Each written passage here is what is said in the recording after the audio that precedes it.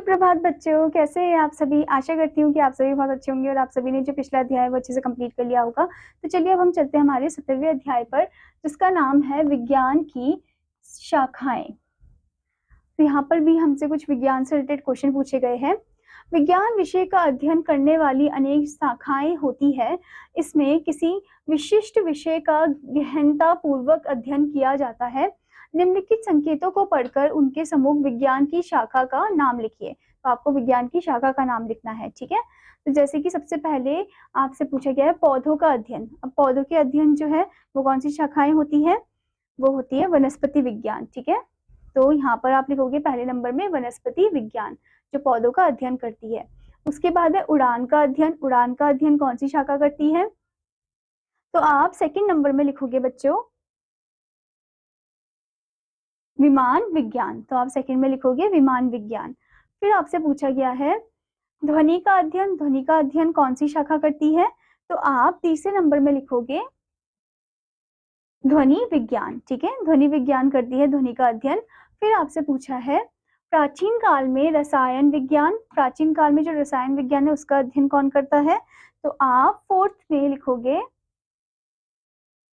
कीमियागिरी, ठीक है। तो आप फोर्थ में लिखोगे कीमियागिरी, ठीक है। फिर आपसे पूछा है बच्चों मनुष्य एवं पशु पक्षियों की शारीरिक बनावट का अध्ययन कौन करता है, तो आप फिफ्थ में लिखोगे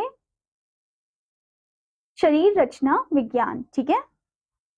फिर आपसे पूछा है मनुष्य एवं पशुओं के व्यवहार का अध्ययन कौन करता है, तो आप सिक्स्थ में लिखोगे मनोविज्ञान, ठीक है, जो उनके व्यवहार का अध्ययन करता है। फिर आपसे पूछा है पशु जीवन का अध्ययन कौन करता है, तो आप सेवेंथ में लिखोगे बच्चों प्राणी विज्ञान, ठीक है। फिर आपसे पूछा है बच्चों तंत्र का अध्ययन कौन करता है। तंत्र का अध्ययन कौन करता है बच्चों, तो आप 8 नंबर में लिखोगे तंत्रिका विज्ञान, ठीक है। उसके बाद आपसे पूछा है स्वास्थ्य एवं सुरक्षा का अध्ययन कौन करता है, तो वो है स्वास्थ्य विज्ञान।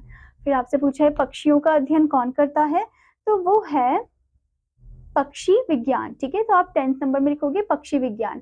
फिर आपसे पूछा है पृथ्वी का भौतिक अध्ययन कौन करता है, तो वो है भूभौतिक विज्ञान, ठीक है। फिर आपसे पूछा है कीटों का अध्ययन कौन करता है, तो आप 12वें नंबर में लिखोगे कीट विज्ञान, ठीक है। फिर आपसे पूछा है बच्चों भूकंपों का अध्ययन कौन करता है, तो वो है भूकंप विज्ञान।